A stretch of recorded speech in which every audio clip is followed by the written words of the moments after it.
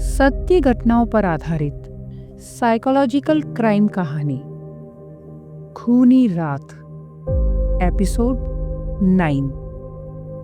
श्वेता का आज खुशी का ठिकाना ही नहीं था। उसकी माँ जेल से छूटकर आ गई थी। उनकी बेल मंजूर हो गई थी। श्वेता ने माँ को कस कर गले लगा लिया। खान चाचा भी बहुत ही खुश थे। Mummy, I am very happy today. Shweta ने फिर अपनी माँ को जोर से गले लगा लिया। बेटा, मैं आ गई हूं, अब तू अपना वादा पूरा कर। बिल्कुल मम्मी, आज से कोई शिकार नहीं होगा। मलाइका ने श्वेता को कस कर गले लगा लिया।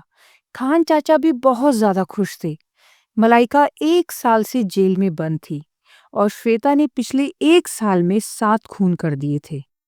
ये तो किस्मत की बात थी कि श्वेता बेटी को कुछ नहीं हुआ, वरना वो जो खतरनाक खेल खेल रही थी उसे कभी भी कुछ भी हो सकता था। माँ बेटी दोनों बहुत ही खुश थे। न्यूरॉन फार्मा के भी अनेकों लोग उनके घर पर आ गए थे। देविका भी वहां थी। श्वेता और उसकी माँ अब नीचे आकर ड्राइंग रूम में सभी के साथ बातें कर रहे थे। सभी लोग मलाइका मैडम को बेल पर आने की बधाई दे रहे थे। मैम, आपका व्यवहार तो जेल में अच्छा ही होगा, एक कर्मचारी बोला।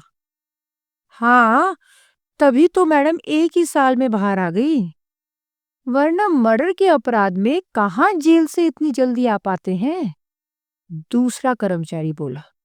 श्वेता को ये सब बातें बिल्कुल पसंद नहीं आ रही थी।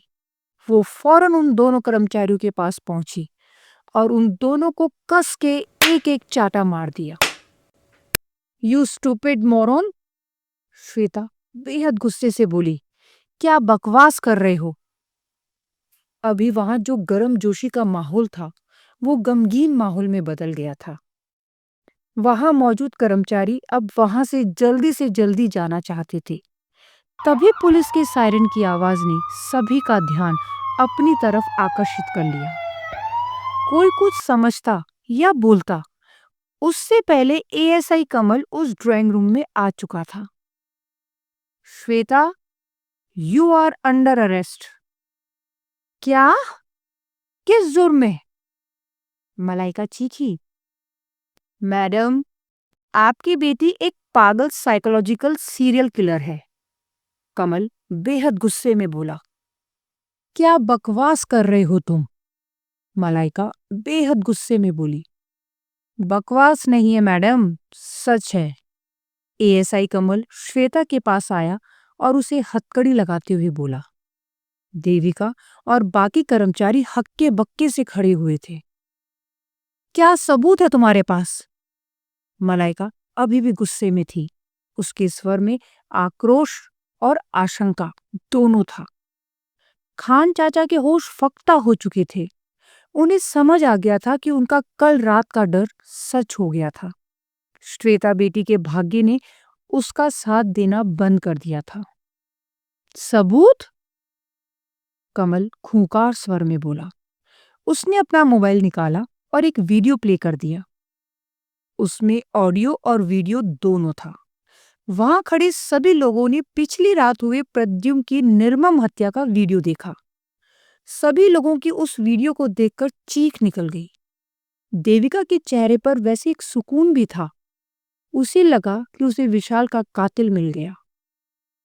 ये मैडम भूल गई थी, मैंने इनको चैलेंज इसलिए किया था ताकि मैं इनका कन्फेशन रिकॉर्ड कर सकूं।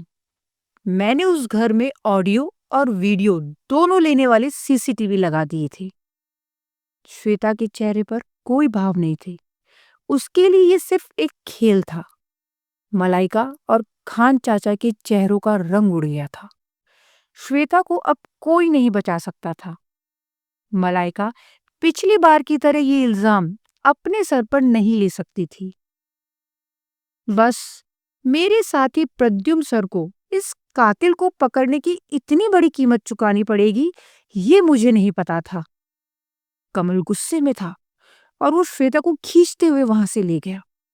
खान चाचा और मलाइका एकटक उसे देखते रह गए। वहां जो कर्मचारी उपस्थित थे उनमें आपस में एक अलग ही डिबेट चालू हो गई। क्या श्वेता पूरी पागल थी? वो लोग एक पागल लड़की के साथ काम कर रहे थे अभी तक। उनकी कंपनी का सीईओ एक पागल लड़की बनी हुई थी। उस वीडियो को देखने के बाद कोई भी ये नहीं कह सकता था कि श्वेता किसी भी एंगल से सामान्य है। कुछ ही दिनों में कोर्ट प्रोसीडिंग्स में साफ हो गया कि सारी हत्याएं श्वेता ने की है। मलाइका ने भी कबूल कर लिया कि श्वेता ने ही आदर्श को मारा था और मलाइका ने श्वेता को बचाने के लिए उसका जुर्म अपने सर पर लिया था। आज कोर्ट की आखिरी प्रोसीडिंग थी और जज अपना फैसला सुनाने वाले थे। कमल खुश था कि उसने कातिल को पकड़ लिया था, परंतु उसने इसकी एक बहुत बड़ी कीमत चुकाई थी। तभी कमल के चेहरे के भाव बदल गए।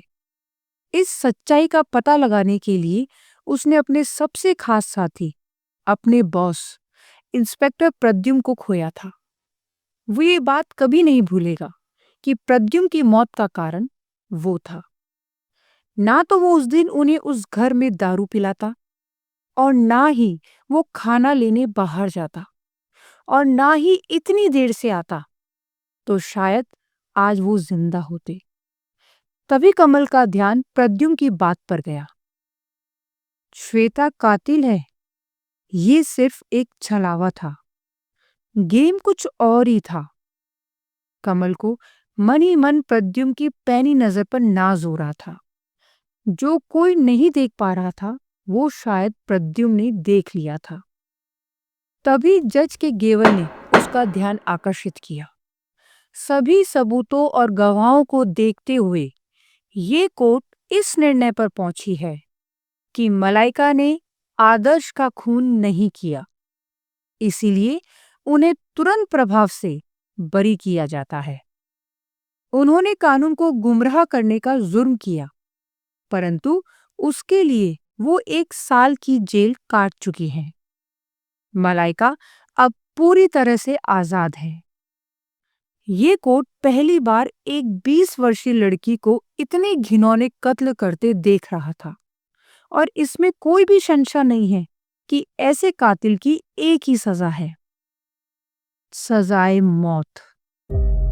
वहां एक खामोशी सी छा गई। इतनी सुंदर लड़की को सजाए मौत? सभी ने उसके वीडियो देखे थे, परंतु फिर भी कोई भी उसे मृत्यु दंड नहीं देना चाह रहा था। जज ने आगे बोलना शुरू किया। हालांकि इस कोर्ट को डिफेंस लॉयर की उस दलील को भी मद्देनजर रखना होगा कि श्वेता ने ये सारे खून अपने सौतेले पिता के जुल्म के कारण एक साइकोलॉजिकल बीमारी के तहत की, जो मैग्नोटन रूल के अंतर्गत आईपीसी की धारा 84 में पूरी तरह कवर्ड है। ऐसे मुजरिम को मृत्यु दंड नहीं दिया जा सकता। बहुत से लोगों की जान में जान आ गई। श्वेता ने ऐसे कुकृत्य किए थे, परंतु जब सब लोगों को पता चला कि आदर्श ने उसके साथ क्या क्या किया था और वो क्यों ऐसा बन गई थी, तो श्वेता के पक्ष में एक हमदर्दी सी बन गई थी। देविका भी अब उससे नफरत नहीं करती थी। इसीलिए ये कोर्ट श्वेता को इलाज के लिए भाटिया मेंटल असाइलम भेजने का फैसला सुनाती है। जब मेंटल असाइलम का सर्टिफिकेट प्राप्त होगा जो ये कहे कि श्वेता अब इस समाज में रहने के लिए पूर्णतः फिट है, तब उसे आजाद कर दिया जाएगा। कोर्ट अपना फैसला सुना चुकी थी। श्वेता को अपने पागलपन के इलाज के लिए अस्पताल भेज दिया गया। कमल भी खुश था, हालांकि श्वेता ने उसके परम साथी की क्रूर हत्या की थी, परंतु उसे पता था कि श्वेता ने पागलपन के कारण ये घृणित कार्य किया था।